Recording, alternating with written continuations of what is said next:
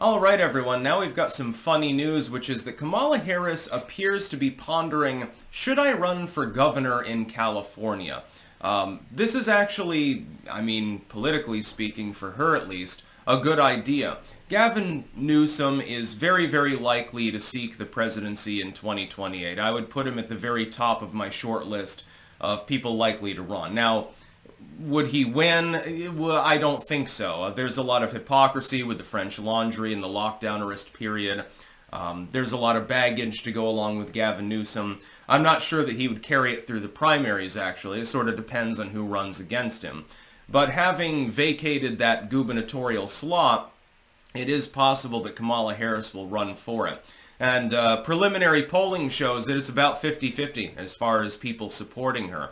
She would have a little bit of an uphill battle, I think, and may end up losing in a spectacular fashion. And that sets us up for something that could be very, very funny in the future.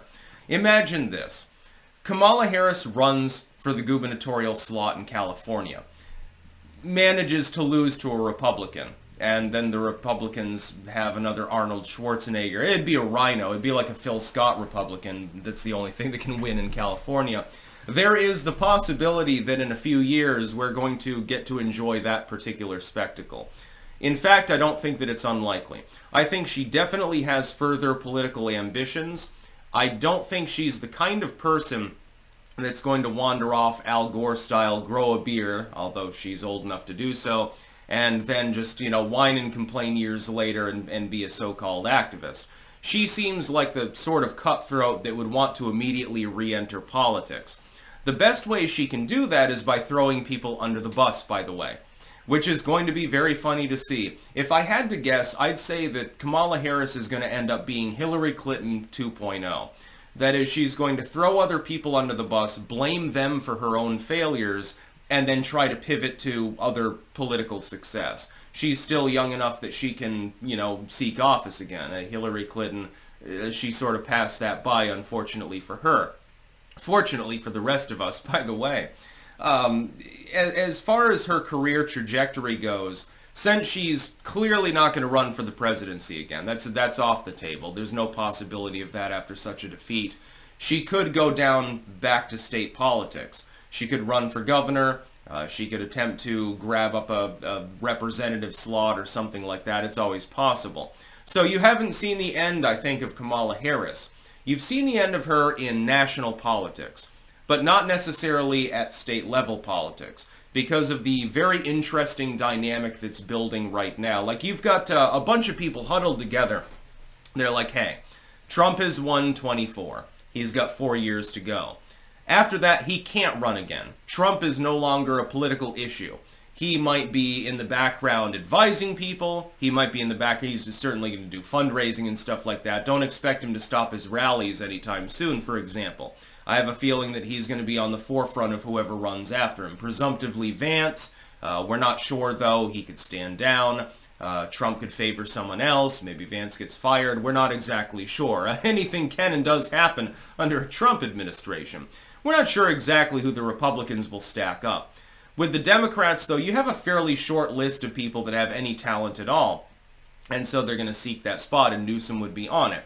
If that particular role, therefore, is vacant, Kamala Harris could very easily come in and at least attempt to run for that particular office. Thankfully, for those of us outside of California, we don't have to deal with that.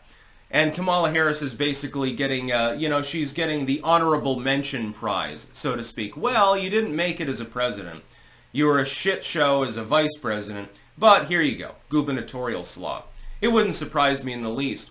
California is a very lopsided state. She could probably win in a state like Vermont or Hawaii as well, if she were to run in them, because they're so hyper-partisan. It's sort of like if you have an R after your name.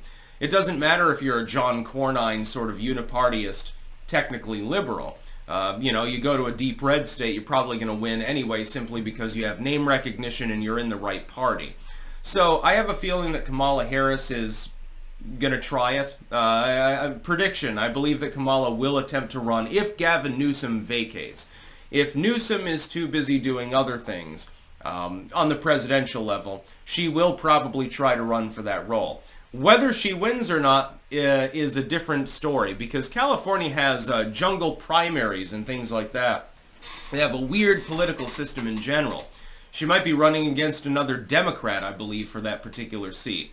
In which case, I would favor her to lose, actually, because I have a feeling that people are, the Democrats in specific, if they get riled up over the Trump administration, and this is her biggest stumbling block, they're going to blame her. They're going to blame her roundly for anything that they perceive of as going wrong. Oh my God, Trump, cut this social program. Trump reduced taxes on corporations or something. She'll get blamed for it. She'll get blamed for it because she lost against him. So that's definitely too much to her detriment. So you could see Governor Kamala, Governor Harris of California. What a wonderful time for the people of that glorious state. It's sad. There's so much beauty in California, so many great things to see, but then it's sullied by its political system. It's rather strange considering the state was built by a bunch of nomads, effectively, who wagoned across the country through unknown territory at times in order to settle there and pan for gold and shit like that. It's the story of a state that became a little bit too successful and then grew decadent, I suppose. That's about all. Peace out.